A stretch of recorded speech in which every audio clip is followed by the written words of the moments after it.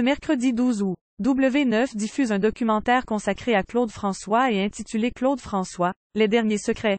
L'occasion de revenir sur l'incroyable rumeur qui entourait la mort du chanteur. Des secrets, il en laissait bon nombre derrière lui. Claude François ne manquait pas de mystère. Ce mercredi 12 août, W9 lui consacre donc un documentaire intitulé Claude François, les derniers secrets. Si sa fille cachée est désormais connue de tout, d'autres révélations ont fait couler beaucoup d'encre. Cela notamment était le cas au moment de sa mort. Le chanteur est décédé à son domicile parisien le 11 mars 1978, de circonstances qui ont fait jaser. De nombreuses rumeurs ont en effet entouré sa mort. Une crise cardiaque lors d'une partie fine, une relation avec un travesti au bois de Boulogne, un suicide, ou encore une overdose ont été évoquées, mais ce sont les potentielles causes de son électrocution qui sont le plus ancrées dans l'esprit des Français.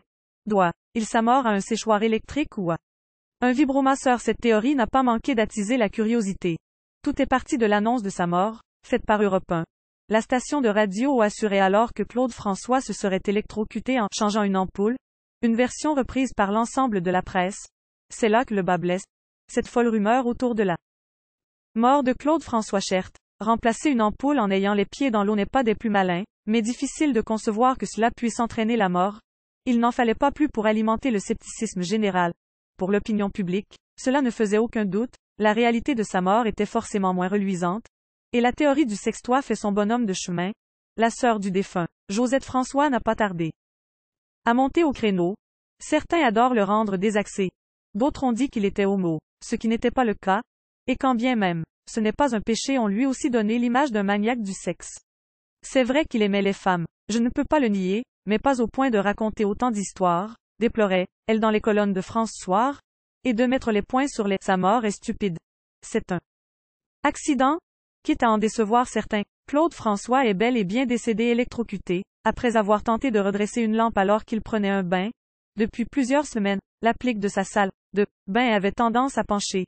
Tous les jours, il la redressait donc, mais les fils électriques se sont peu à peu dénudés. Ce jour-là, les fils se sont touchés et l'issue était fatale. Le policier qui s'était rendu sur place l'a confirmé, mettant fin aux rumeurs les plus folles.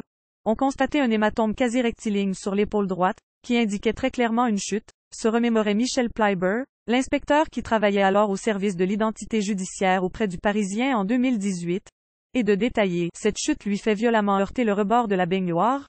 Selon lui, il n'y a pas de doute possible, Claude François est mort en ayant tenté de remettre l'applique. Il s'était mis debout pour redresser l'applique. Il avait plein d'eau autour de la baignoire, et l'applique était décollée du mur et pendait. Il glissait sa main derrière l'applique et touchait les fils électriques. Il est bien mort par électrocution comme l'ont confirmé le médecin légiste et l'inspecteur de permanence du commissariat de quartier, assurait-il. De quoi clore le chapitre une bonne fois pour toutes.